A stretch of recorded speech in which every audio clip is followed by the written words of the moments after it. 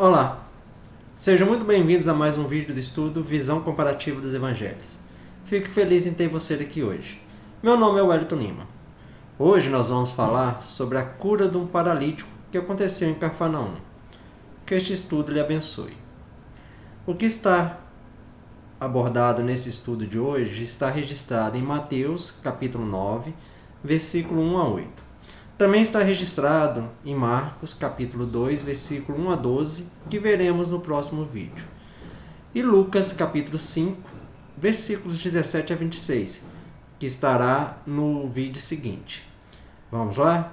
Nós vamos na parte 1, que é Mateus, capítulo 9, versículo 1 a 8. Que este estudo lhe abençoe. Mateus, capítulo 9, versículo 1.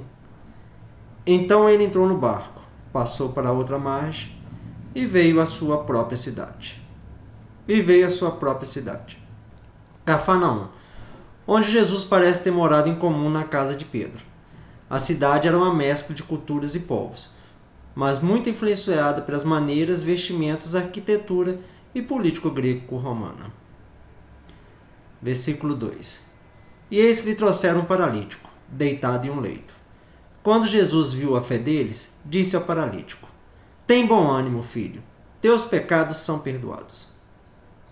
E eis que lhe trouxeram um paralítico.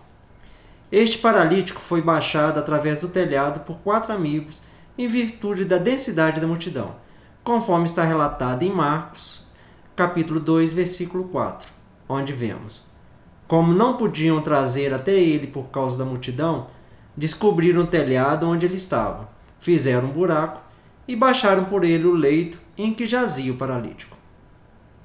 Viu a fé deles, a fé da pessoa paralítica e a fé daqueles que a trouxeram. Teus pecados são perdoados. Pode parecer notável, uma vez que o homem vem apenas para ser curado, que Jesus deveria primeiro ter declarado seus pecados perdoados. Tem-se a possibilidade do homem ter causado essa doença da paralisia por um longo curso de cruel indulgência. Consciente da culpa, ele pode ter temido que fosse um pecador tão grande que Cristo não o consideraria. Jesus, portanto, assegurou-lhe que suas ofensas foram perdoadas e que ele poderia deixar de lado seus medos. Além disso, Jesus pode estar disposto a mostrar seu poder de perdoar pecados. Se ele tivesse declarado isso sem nenhum milagre, os judeus não teriam acreditado, e mesmo seus discípulos poderiam ter sido surpreendidos. Como prova disso, Jesus realizou um milagre, e ninguém, portanto, poderia duvidar que ele tivesse o poder. O milagre foi realizado em atestado expresso da afirmação de que ele tinha poder para perdoar pecados. Como Deus não realiza o milagre para confirmar uma falsidade ou enganar as pessoas, o milagre foi uma confirmação solene por parte de Deus de que Jesus tinha o poder de perdoar pecados. Os judeus consideravam a doença como um efeito do pecado. Existe uma conexão real entre pecado e sofrimento, como no caso da gula, da bebida intemperada, indecência, devassidão. Jesus pode estar disposto a direcionar as mentes dos espectadores para esse fato e apontando-os para um exemplo manifesto do efeito do pecado, levar seus ouvintes a odiá-lo e abandoná-lo. Temos também que as doenças às vezes são um julgamento direto de Deus pelo pecado. Essa verdade também Jesus poderia ter desejado demonstrar às pessoas. Então, Jesus libertou aquele homem da escravidão do pecado. Versículo 3. E eis que alguns dos escribas disseram entre si: Ele blasfema. A palavra blasfema originalmente significa falar mal de alguém, ferir por palavras, culpar injustamente.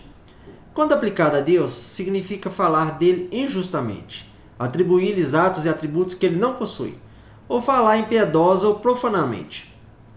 Também significa dizer ou fazer qualquer coisa pela qual seu nome ou honra seja insultado, ou que transmita uma impressão desfavorável a Deus. Isso significa também tentar fazer ou dizer algo que pertence somente a ele, ou que Deus somente pode fazer. Este é o seu significado aqui. Jesus foi acusado de dizer algo em seu próprio nome ou tentar fazer algo que pertencia a Deus adequadamente, assumindo assim o lugar de Deus e causando-lhe dano, como supunham os escribas, por uma evasão de suas prerrogativas. Por isso, esses escribas disseram que está registrado em Marcos, capítulo 2, versículo 7. Quem pode perdoar pecados a não ser somente Deus? Nisso, eles raciocinaram corretamente, pois está registrado em Isaías, capítulo 43, versículo 25. Eu sou o que anulo tuas transgressões por causa de mim, teus pecados eu não me lembro. Isaías também, no capítulo 44, versículo 22, registra: Eu elimino tuas transgressões como a névoa, e teus pecados como a nuvem. Nenhum dos profetas tinha esse poder.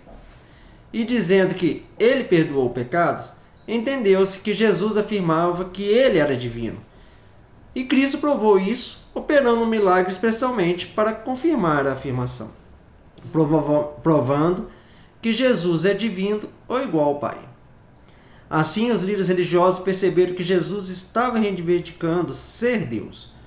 O que não entenderam é que Cristo é realmente Deus e tem autoridade para curar e para perdoar pecados. Versículo 4. Mas Jesus, conhecendo seus pensamentos, disse: Por que pensais o mal em vossos corações? Jesus, conhecendo seus pensamentos. Ao dizer-lhes quais eram os pensamentos de seus corações, pois eles não expressaram nada publicamente, Jesus lhe deu a prova mais completa de seu poder de perdoar pecados, porque só Deus pode perdoar pecados e só Deus pode buscar e conhecer o coração. Versículo 5. Pois o que é mais fácil? Dizer, teus pecados estão perdoados, ou dizer, levanta-te e anda? Pois o que é mais fácil? Uma pergunta que não tem resposta. Ambas as declarações são igualmente fáceis de serem pronunciadas, mas qualquer uma delas necessita do poder divino para ser acompanhado de ação. O impostor, que procurasse evitar desmascaramento, teria achado a primeira mais fácil, é claro.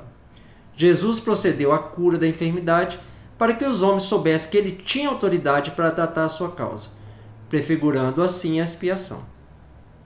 Mais fácil. Num certo sentido, era mais fácil dizer que os pecados estavam perdoados, pois qualquer um poderia dizer isso sem que se pudesse provar se era verdade ou não. A cura, por sua vez, era mais difícil, pois todos poderiam ver se ela tinha acontecido ou não. No fim, Jesus fez as duas coisas: perdoa os pecados e cura o homem. Dizer, teus pecados estão perdoados, ou dizer, levanta-te e anda. O primeiro envolve o poder divino, mas o segundo também envolve poder divino, e ambos só podem ser feitos por Deus. Um é tão fácil quanto o outro, e ser capaz de fazer um envolve o direito e o poder de fazer o outro. Assim, ambos são igualmente fáceis e igualmente difíceis, pois ambos requerem energia ilimitada para produzi-los. E tudo é igualmente fácil para esse poder que é ilimitado. O universo pode ser tão facilmente produzido por um único ato da vontade divina, quanto a menor parte elementar da matéria. Versículo 6. Ora, para que saibas que o Filho do Homem tem autoridade na terra para perdoar pecados, ele então disse ao paralítico: levanta-te, toma o teu leito e vai para a tua casa. Como se Jesus tivesse dito: para que possas ter provas completas sobre esse ponto, para que você veja que tem o poder para perdoar pecados, executarei um ato que todos devem perceber e admitir exigir o poder de Deus. Os milagres externos são as provas dos internos. 3 milagres são realizados nesse caso: a remissão dos pecados do pobre homem, o discernimento dos pensamentos secretos dos escribas e a restauração do paralítico em um instante a perfeita perfeição. Assim, um milagre se torna a prova e o estabelecimento de outro. Nunca uma prova mais clara do poder e misericórdia onipotente foi trazida aos sentidos do homem. Aqui está um milagre absolutamente perfeito. E aqui estão provas absolutamente incontestáveis de que o milagre foi realizado. E a conclusão é a demonstração mais completa da divindade de Jesus. Levanta-te, toma o teu leito e vai para a tua casa. O fato de um homem paralítico poder fazer isso provaria que um milagre foi realizado. Ele foi curado por uma palavra. Foi feito instantaneamente. Foi feito de maneira pública. O fato de um homem, pouco antes perfeitamente desamparado, poder agora pegar e carregar sua própria cama ou leito, provou que um poder divino havia sido exercido. E esse fato provou que quem realizou o milagre também deve ter o poder e autoridade para perdoar o pecado. Versículo 7. E este se levantou e foi para sua casa. A estratégia de Jesus deixou os líderes religiosos sem resposta. Embora eles negassem a capacidade ou o direito de Jesus de perdoar pecados, a cura do paralítico não podia ser negada. Era mais fácil dizer: perdoados-te são os teus pecados, porque não haveria nenhuma prova visível de que isso tinha acontecido de fato. A cura do paralítico, porém, era a prova de que o perdão de pecados também acontecera.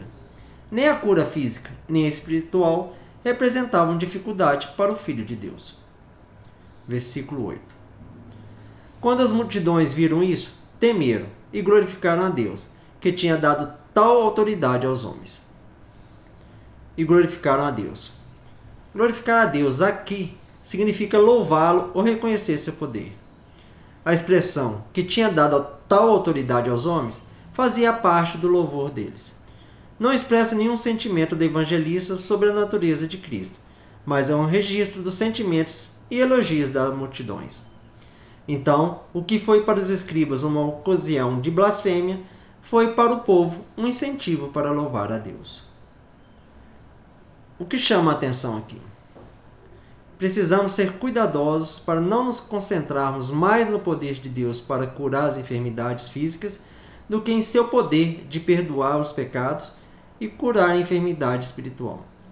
Jesus viu que mais do que a saúde física, o homem precisava de saúde espiritual. Esta é adquirida apenas pelo toque de Jesus. Que esse estudo tenha lhe abençoado. Lhe encontro na segunda parte. Nos vemos lá. Até!